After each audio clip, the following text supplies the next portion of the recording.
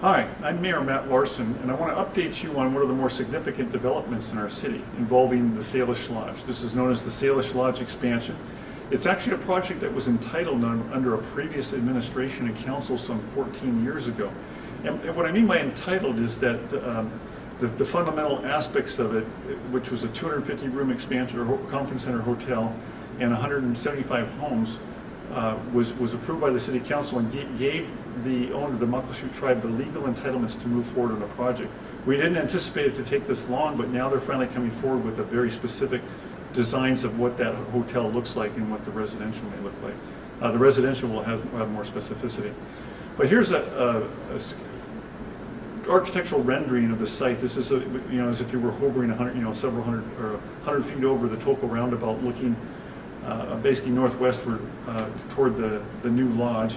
You can see to the left is the Snoqualmie Falls, where it is the current lodge, and then the new lodge, or the expansion, tucked into the forest up above. And for those of you that driven there, you can see it's located roughly just beyond the current upper parking lot area. There's a meadow in the middle there that's kind of in the general location of the current parking lot, and so the hotel is in that general facility. It's comprised of essentially three phases. The first phase would involve about a 26,000 square foot events and food and beverage area, which you see on the far left of the future hotel there. Part of the first phase would also be a 93-room expansion, again, of the Salish Lodge, and then lastly the lobby area, the entrance area of the hotel. The second phase, shortly following that, would involve the spa and fitness area in the central part of the hotel there that you see.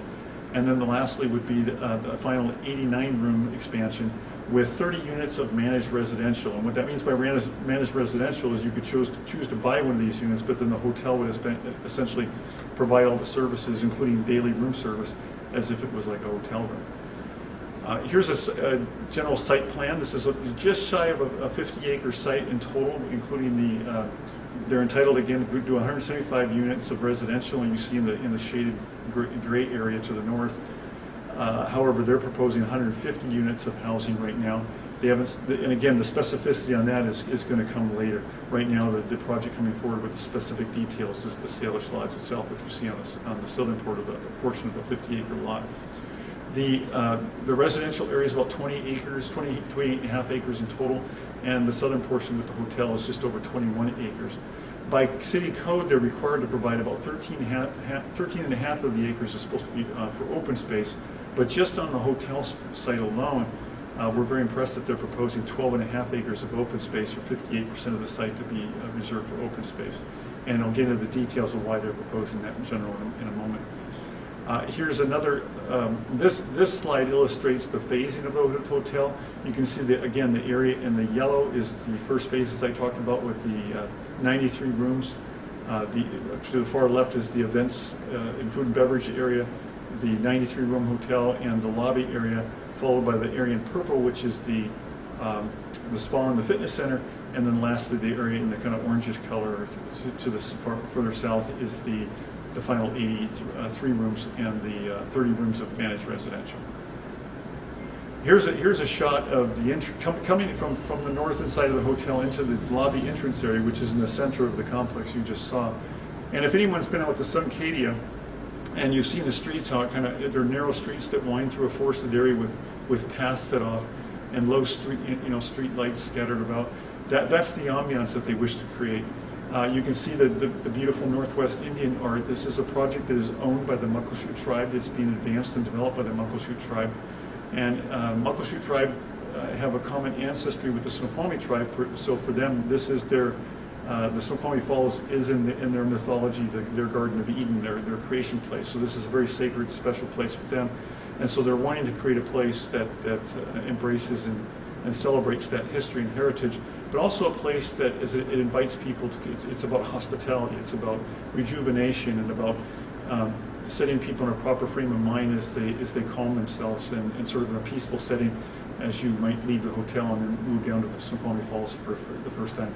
Again, a place of peace and reflection and rejuvenation that's in keeping with what the Muckleshoots want to embrace.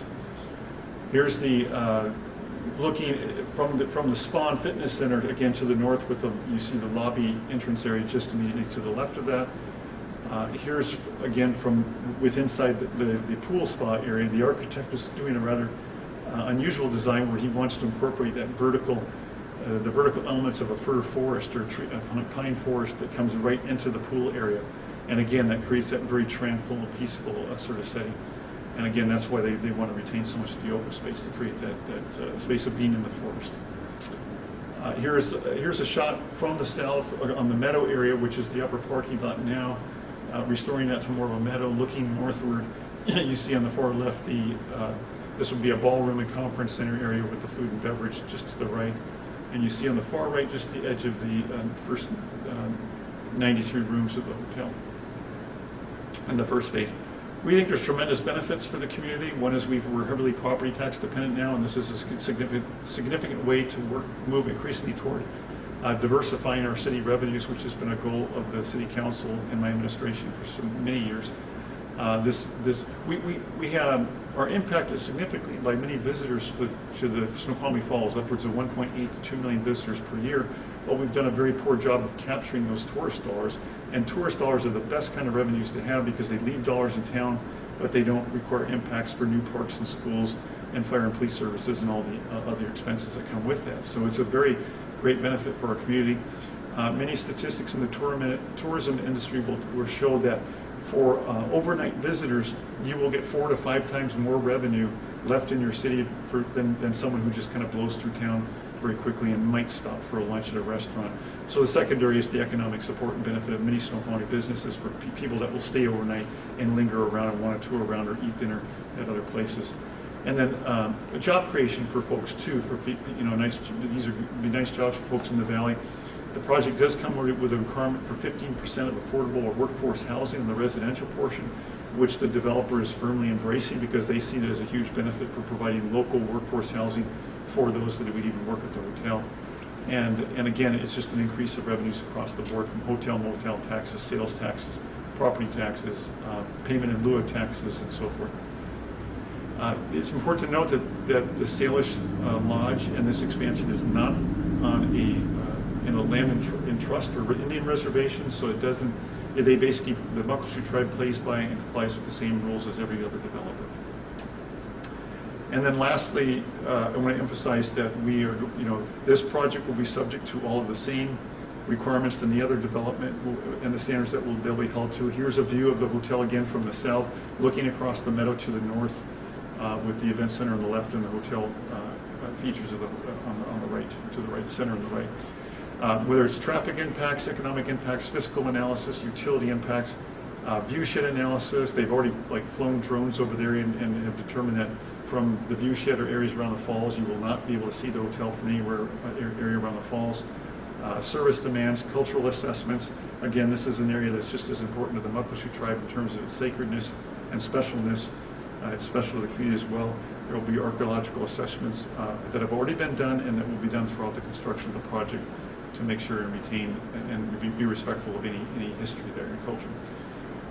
If there's more information you'd like on the project, I'd just ask you to freeze the video at this last slide here. You can go to our city's website under Smart Growth Projects and look for the Salish. We'll be going through it'll give you all the details on all the opportunities for public comment and community outreach on project documents, historical documents, the renderings and sites and so forth. And for any questions and comments, you can contact our Community Development Director, Mark Hoffman. Again, just freeze this slide, grab that information. Thank you for watching the video.